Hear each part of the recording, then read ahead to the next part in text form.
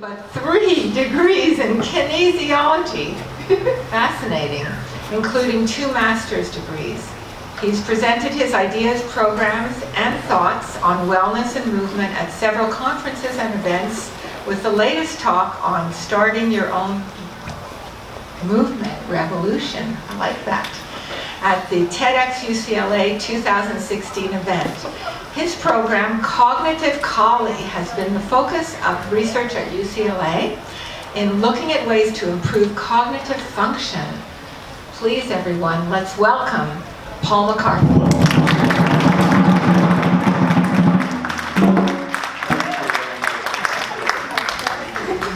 Okay, hello, can you hear me? Let's get this going. Oh, my computer shut off. Excuse me while I do my password.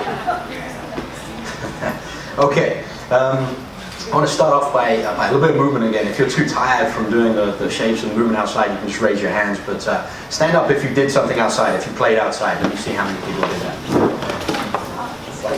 Everyone, fantastic. Okay, sit down. It's going to be up, down, so get ready for it.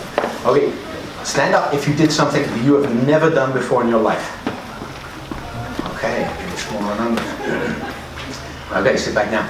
Stand up if you did something, if you learned something new. Maybe you've done it before, but you learned something new in the activity you did. Okay, that's good. That was what made you go. And I think I sit back down. I think I know the answer to this because I didn't see anyone over there, but who played with the Legos? Where's Vicky? I know Vicky did. Okay, so today I'm going to be talking about the power of play. We're going to kind of define it a little bit. We're going to talk about the benefits. We're going to play some games. We've got a little bit of music that will be happening, and hopefully we'll have some time for questions at the end. The reason I want to talk about I talked about Legos is that's my play experience. I have really fond memories of playing with Lego as a child.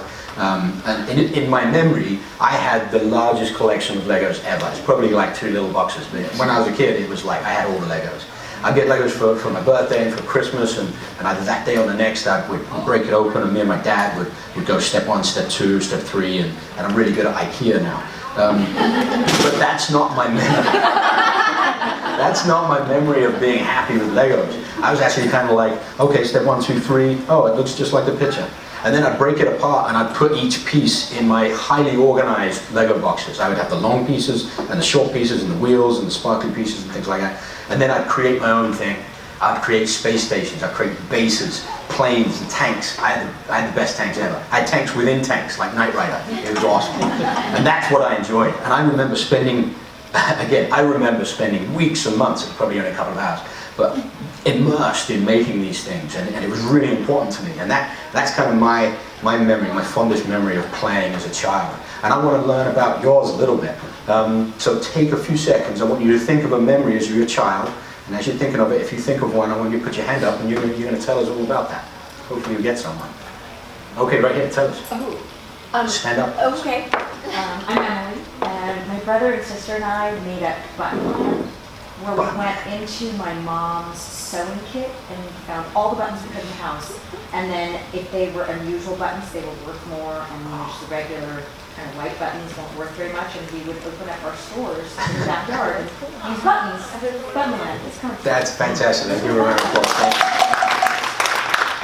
You remind me, I have a sister, we used to play store when we were children, and it kind of skewed my idea of store because she owned everything and had all the money, and that was it. Yeah. I don't recall how that worked out. Is she older? She is older, yes. Let me have one more. Did anyone else come up and say, yes, please stand up. Me and my neighbor, we planted berries, and so we planted berry garden and flowers after berries. That's awesome, thank you. So maybe we can all kind of resonate with one of those stories and remember that really fun memory of the children. I want to ask another question, kind of rhetorical, just kind of ask it internally. When was the last time you remember that feeling as an adult and having that joy and being immersed in that play? And for some of us, I think that might be a long time. Please, yes. It was just a couple weeks ago in India, dancing on the banks of the Ganges River with our eyes closed to this amazing music at an international yoga festival. Total perform, and we were told, you're not dancing, you're moving like you did as a child. And that's what released all that joy, was moving as a child. That's fantastic. Thank you very much. So, we know what play is when we see it. When we see kids playing, we've got these memories inside. But what I wanted to do was try to define play. When I found out I was doing this talk, I was like, well, what is play? How do we define it? And I came up with several different things. The first one actually works out really well. It's from Article 31 of the UN Convention on the Rights of the Child. And they look at play very seriously. And their definition, if you will bear with me, is very long and dry. So I'm going to give you this definition. Play is any behavior, activity, or process initiated, controlled, and structured by children themselves. It takes place whenever and wherever opportunities arise. Play is non-compulsory, driven by intrinsic motivation, and undertaken for its own sake, rather as a means to an end. Play involves the exercise of autonomy, physical, mental, and emotional activity, has the potential to take infinite forms, either in groups or alone. The key characteristics of play are fun, uncertainty, challenge, flexibility, and non-productivity. Together, these factors contribute to the enjoyment it produces and the consequent sense of continued play. While play is often considered non-essential, it's a fundamental, vital dimension of the pleasures of childhood, as well as an essential component of physical, social, cognitive, emotional, and spiritual development. Was that fun, or was it like, I feel like that captured everything that play might be scientifically. I feel like you come up with that definition, you put it in a file and in a filing cabinet, so okay, we've done play now, we're good. But it doesn't really speak to some of those experiences, right? So that didn't I thought that was good to start with, but it didn't really capture what I wanted to talk. So I did some more research and I came up with these 7 elements that of which are invisible. These were kind of the core things in all the research articles and magazines and blogs. These were kind of the things that kept showing up. And obviously play, it's highly individual, self-chosen, self-directed. It's voluntary, there's always a freedom to quit. That's one of the most important in my mind. It's pleasurable, enjoyable, it's fun. It's creative, it involves discovery. It's not about the result, but it's the action of doing it. We always see that motivational poster. It's not about the destination, it's the journey. It's not real life, and it is free from serious consequences. And those bottom 2 and the freedom to quit, I would consider them the foundations. If we were going to look at like a John Wooden pyramid, those are the foundational blocks of what play really is in my mind. So from that, I came up with my own definitions. I just made them up. Play is a self-driven, enjoyable activity which someone participates in freely with no pressure, consequence, or result. A little bit easier to digest than the UN one, right? I came up with another one, and I've got wonderful stock photos to go with them. Play is the creation of an enjoyable activity by the individual, free from pressure, result, or consequence. And realistically, we could all do this forever. All I'm doing is switching the words around to make it sound smart. So that gives us another idea. But while doing my research, there was a lot of people out there, experts in play, have been looking at play for all of their lives. And I came up with these 2. These ones really, really spoke to me. The first is from Bernard Suits, a voluntary attempt to overcome an unnecessary challenge. I think that rolls off the tongue well. That's a really short way, and we really understand that. That's speaking to me more here. And that's from his book, The Grasshopper. But this one really got me. This is from Jill Vialet, which I probably butchered her name. I apologize if you see this, Jill. She's the CEO and founder of Playworks, who provides recess and play for thousands of children across the US.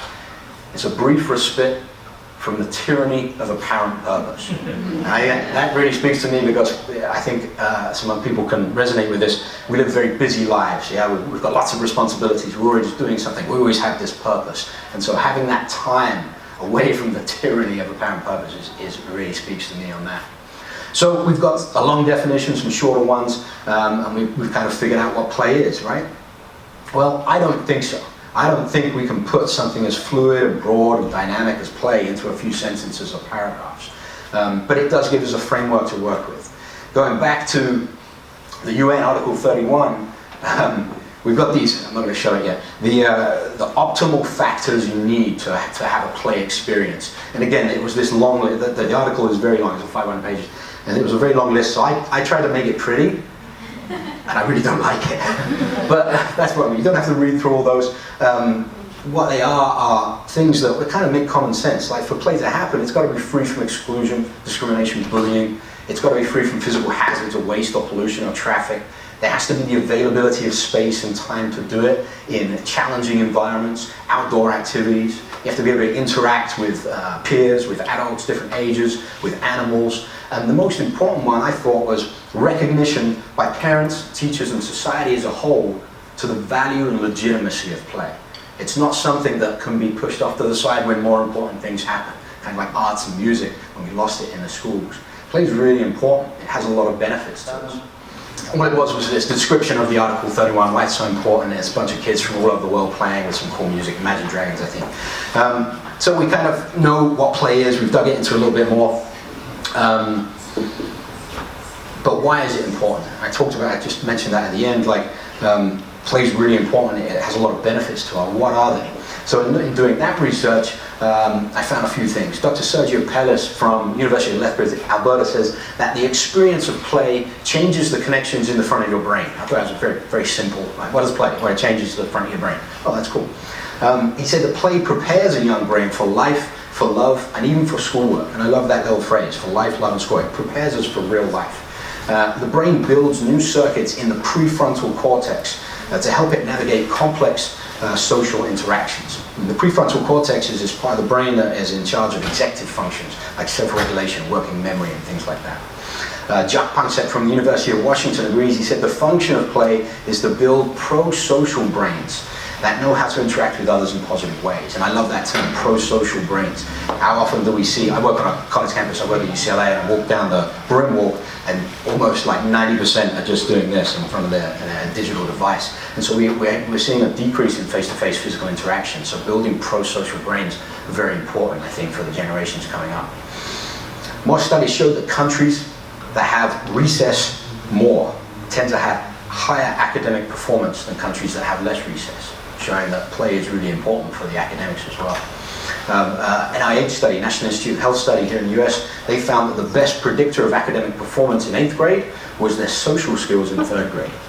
So we've got some important things here. The rest of the research shows that play has an integral part in developing creativity, cognitive flexibility, improved memory, secretion of BDNF, which is essential for the growth of brain cells, attention and focus on tasks, language skills, creative problem solving, make-believe, math skills, negotiation, social competencies, and conflict resolution.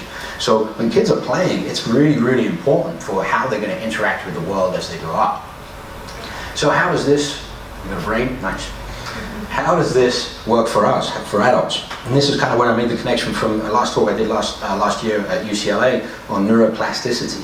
And neuroplasticity is your brain's ability to reorganize itself physically and functionally, depending on how you're behaving and you're acting and you're thinking and you're learning and even following injury as well. As we get older, we see neuroplasticity decline a little bit, and we're seeing increases now in Alzheimer's and dementia and MCI, mild cognitive impairment. And Dr. Michael Dubin from University of California, San Francisco, he suggested ways to keep our brains malleable, to keep them plastic, is to be focused and pay attention and engage and learn, ready for action. To try very hard and focused on a task. The more repetitions, the stronger the connection of the neurons are going to be in your brain. Initial changes typically are temporary. For them to become permanent, the task needs to be important, needs to be novel or fascinating. And of course, mental rehearsal will help with that. But with that, it also works the other way. So if we focus hard and repeat negative actions and negative thoughts, that's what's going to become stronger as well. So it's really important to have those positive things. From looking at play a little deeper, we've ascertained that play develops in the brain in significant ways. Now for children, we also know that as adults, our brain development never stops. Neuroplasticity happens from birth to death. We know that generally adults tend to play less and less as we get older, as we do the things that we're comfortable doing and we don't really want to learn anything new. Making the jump that continuing to play throughout our lives could potentially have significant positive effects on our lives is not a hard one to make.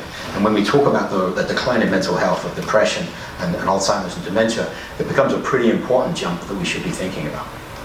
So how do we play as adults? We may think, well, I go play tennis and I go play sports and I do these things, but I think a lot of the time we kind of play lip service to the play. Now that we understand those important elements of it. And we do scheduled, structured activities that have that creativity and that discovery kind of removed because it's easy and comfortable to do. We do the same things over and over. Rarely do we get together and play. And for me, this is a memory. I don't know, a memory from the UK. I don't know whether you did this in the US, but I would get home from school and do whatever I had to do, and then walk down the road to my buddy's house and knock on the door, and invariably one of the parents would answer, and I'd be like, "Oh, can Billy come out to play?" When was the last time we did that? Can Billy come have a beer? You know?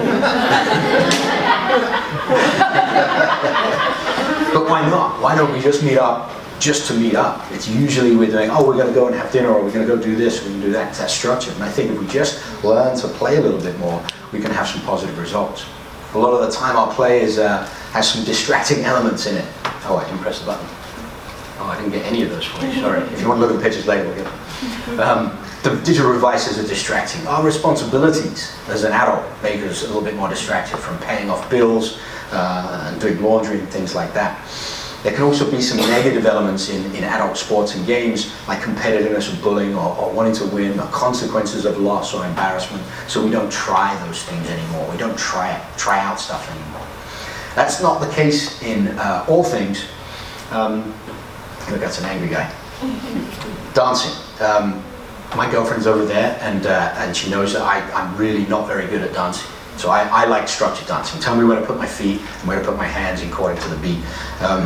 And that can be structured, but generally when music plays and we start moving our bodies, it's really creative. It's self-discovery. If you do partner dancing, you have to adapt a little bit, which I learned to do, not to step on people's feet when I was trying it. Martial arts actually has a lot of play elements in it. In fact, it's essential.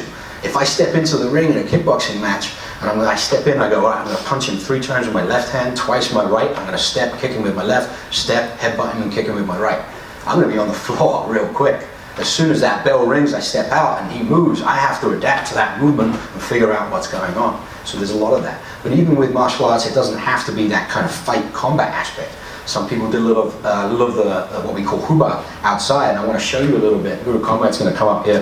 And if you haven't met Guru Conrad yet, he's like we said, one of the top martial artists in LA. He's internationally recognized for what he does with the Inasanto method and all the arts that he trains in. He's also a really good swing dancer. He leads his own band here in Los Angeles called the Big Butter Band, if you're looking at a jazz band, yeah. I'm not finished yet. He plays the washboard, he plays the upright bass, he plays the guitar, he probably plays a lot of other things that I don't know about now, which is why we kind of just don't like him very much. He's far too talented, he's far too humble, he's far too nice. But I really like being able to play with him in martial arts because we have this kind of connection. We've already kind of negotiated the parameters. We know what we can kind of do, but we can still see some play with it. So we're going to play a little bit of chi sao, a little bit of huba, and you see we're just making connections right here, passing, and I'm going to try and touch him on the chest when I find a little opening right there. He's doing the same to me, and we're just using, you can notice I'm not kind of looking right here, but I'm using my tactile sensitivity.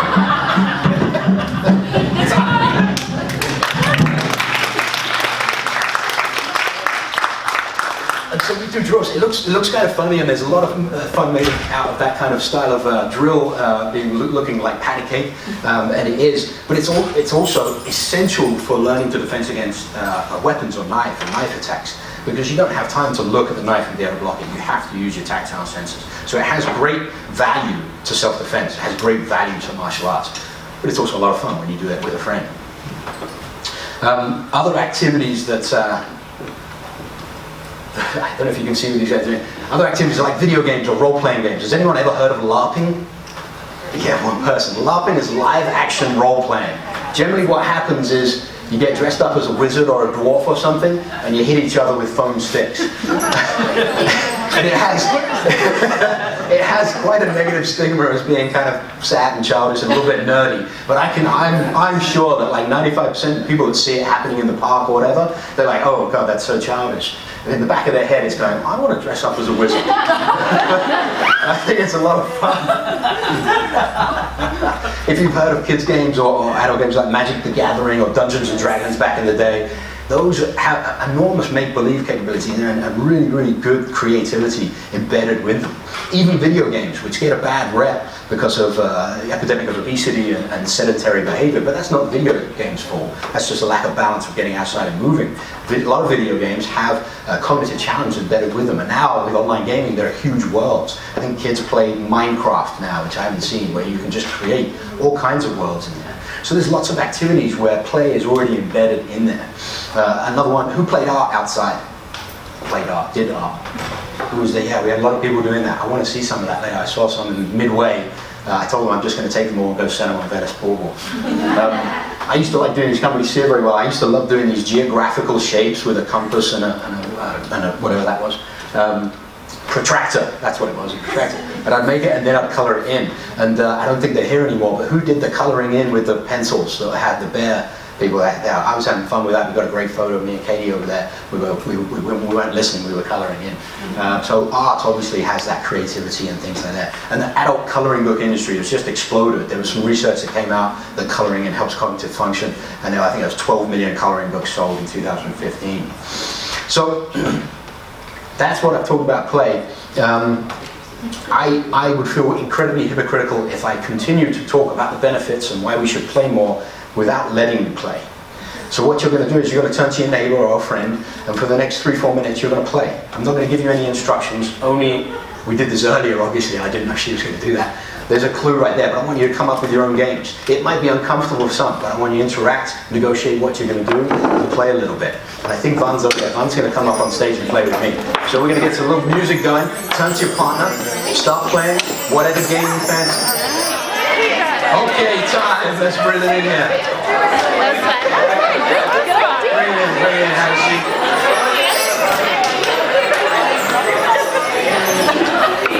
Sorry, I've got to stop the fun.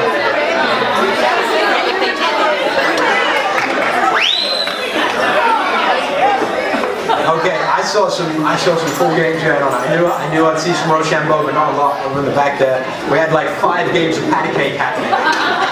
I think we should all get together later and make a giant patty cake game.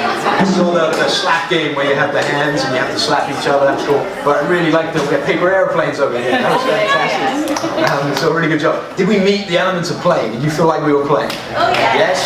Yes? Let's give everyone a round of applause. So let's get back to it again. We kind of did it already. Let's do it again. Let's play as an audience. Mike's going to give us that beat. And now we've only got 2 sides. So now we're going to make it a little bit competitive. So everyone on this side of the room right here, you're going to be my team A. Team A. Everyone on this side, you're team B. Okay. Team B. Yeah. Team A, you got to step it up. Team A, Mike's going to give you a beat and you're going to clap back. And then he's going to give these guys a different beat and they're going to clap, but we're going to see who's the best at the clapping. So this side, 1 beat. Ready, let's hear it. Okay, let's hear it. Okay, different beat for Team B.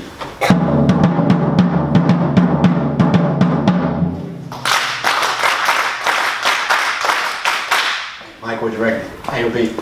They're both pretty good. You gotta give me one. Well, I gave them the simpler beat, but they did it perfectly. These guys, okay, so we're gonna have one more chance. So Team A is 1 over. Okay, let's start with Team B. Let's give Team B another one. Okay. This one. Okay. This one, yeah. Okay.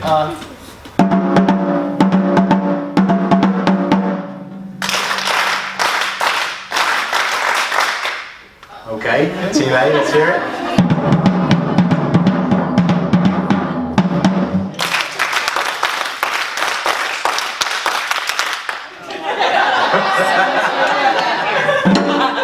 Team B. Everyone's a winner. I was arguing about whether I'm going to do this or not, but I'm going to. Team A is now all the women in the room.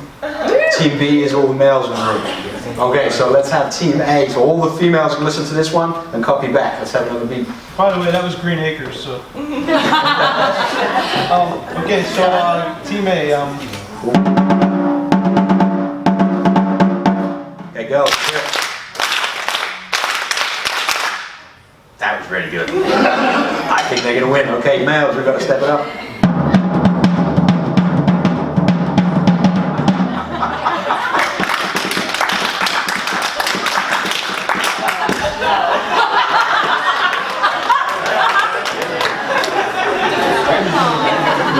Well, that was really good. Let's move on. Fantastic.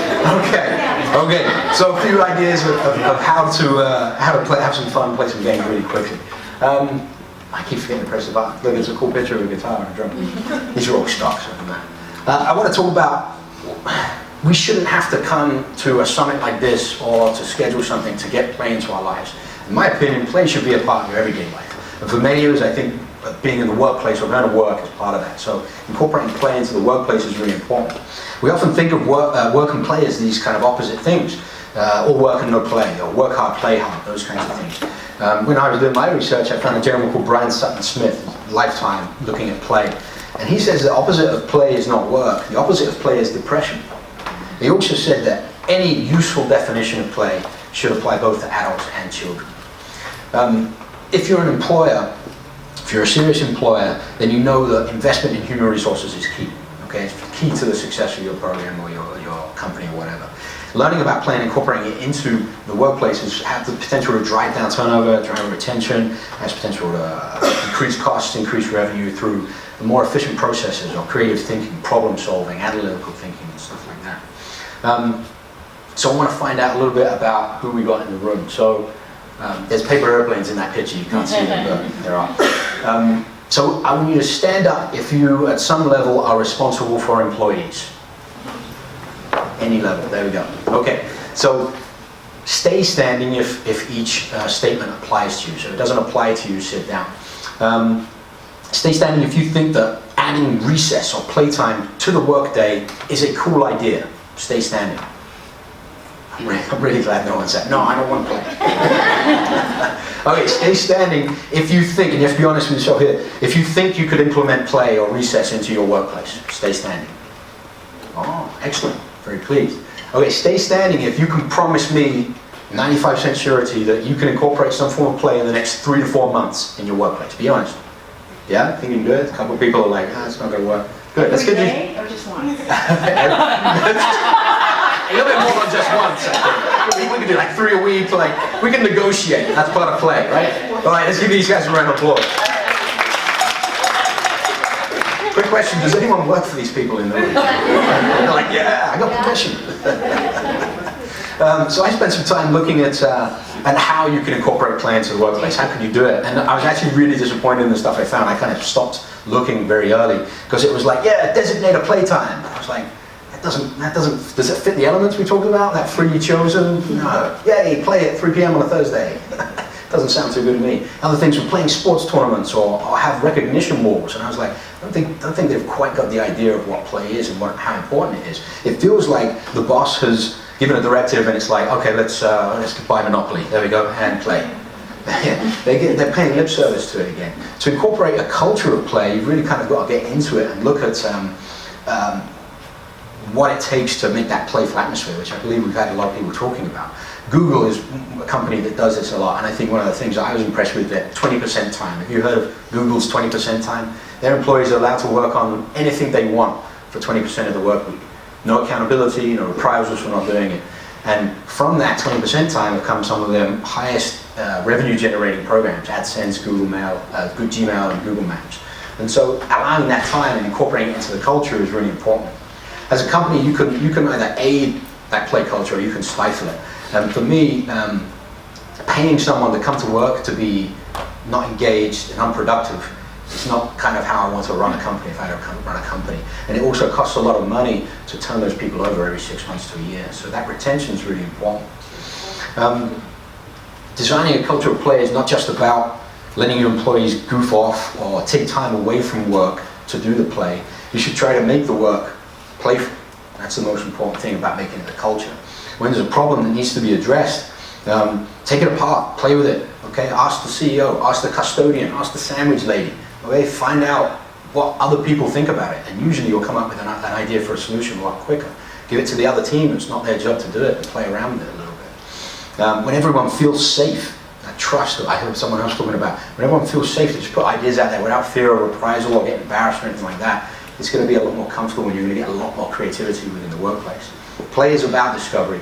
It's about problem solving, it's about negotiation, analytical thinking, and make-believe. All things kind of essential to a lot of the work we do. Before I close, I want to go back to that neuroplasticity. This is one of my favorite photos. Neuroplasticity is with us from birth to death. Previous ideas of our brains were that it would be set at a certain point in development, to age 20 or 26 or something. And we know that's not true anymore with the new technology of fMRI and those kinds of things. So it's never too late to learn something new. In fact, our instructor in martial arts, Guru Dan Inosanto, was one of Bruce Lee's best friends and training partners. He's 81, he turns 81 this year. He's been teaching for 60 years, and within the past 10 years, he's learned 5, 6 new martial arts. He's still learning new things. He's the consummate student. He's always learning. He's always fascinated. And that's where I get a lot of my inspiration from. I want to close here to talk about, give you a quote that he told us in class one day. I don't know if you guys heard it. It's a quote about peace. I took the liberty of changing peace for happiness, because we're a happiness event. And he said, if you've got happiness in yourself, you have happiness in your family. If you have happiness in your family, you have happiness in the community. If you have happy communities, you have happy cities. If you have happy cities, you have a happy country. And happy countries make up a happy world. So I'd like to take time, just at all the sessions you've listened to today, take the time and think, what can I take and just apply one little bit so that I can add to that ripple that will make the world a better place for all of us. Thank you very much.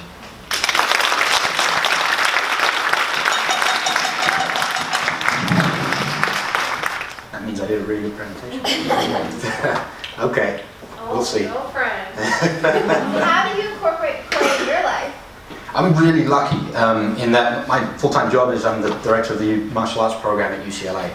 So I do the office work typically in the morning. You know, I can't get away from that. But then I walk down the hallway to my blue room, which is my Mac room. And generally, Conrad's there, he works for me, and Katy's been working for me. And we just mess around. We play with martial arts, we play with movement a lot. And just being on the campus really allows me to one, see the younger generation all the time, so they have that play element still with them. I see it as they come into college as freshmen. They still want to play a lot, and they take our classes. So I'm surrounded by it. I'm learning a lot more about it, and learning how to incorporate it into that morning where I usually just go, I'm like, this Excel sheet or whatever I have to do. I need to be able to make that play a frame of mind rather than activity. And I think that's one of the most important points, is that play isn't an activity. You don't know what something is playing. I watched a TED talk yesterday, kind of preparing for this, and there was a gentleman who showed a video or a set of photos of a polar bear, a female polar bear that approached two huskies that were tied up, and it approached with this kind of like, this hunter stare. But then suddenly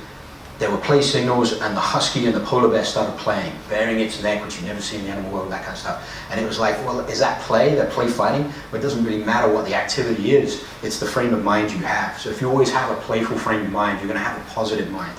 And so that's what I'm learning to do better, and I'll endeavor to do better for my girlfriend as well. Any other questions? Yes? Do you have a video that you could recommend that would kind of encapsulate the spirit of this that could be shown to employees? Absolutely, other than one that didn't work. Yeah, we'll get that out. I think we have email lists, and I can send that one out. And if you reach out, I have cards, you can grab a card. I'll send you, because to do research for this, I found a bunch of videos and articles, and I have them in a Google Doc, so I can just send a bunch of links and pick the one that works for you. I think video would be very communicative. Yeah. There's 3 or 4 TED Talks that I watched. One of them was like that first definition. It was a professor up there, and he's like, play is very important. But then there's one gentleman from Bulgaria who's got a really engaging talk, and I think that would be good as well. So yeah, I can provide some stuff for you. Yeah. How would you recommend someone playing like myself who works for themselves without scheduling it? So one, technology is really, it's easy to do that now. So FaceTiming and Skyping, so you don't have to be on your own. You can be with someone, you can make up the game. You say, okay, we're going to play 3 times a week and we're going to do this game. You could even play Rochambeau using Skype and stuff like that. But kind of looking into that playful mind, there's a product that's come out, I think it's like a Kickstarter right now, which I'm fascinated by. Is anyone else one of those people that always fiddling with a pen or something like that? You've got this product which has a bunch of clickers on it and a little joystick, and they don't do anything, you just get to play with it. And it's 10 minutes of that, and I'm like, oh yeah. So that, buy a box of Lego, you a Rubik's Cube, if you like Sudoku and word things, that's all play as well. I think if you really kind of sat down and thought about what you enjoy to do, or what your memory was from being a child, and just go do it again. I'm definitely like, I bought that box of Legos, and it's coming back with me, and I'm probably going to fill it up. It wasn't very fun. I'm going to fill it up and start making my tanks again. I'll come here next year, we'll be like playing with tanks on this stage. I hope that helps. Any other questions? Well, thank you very much for having me. I appreciate it.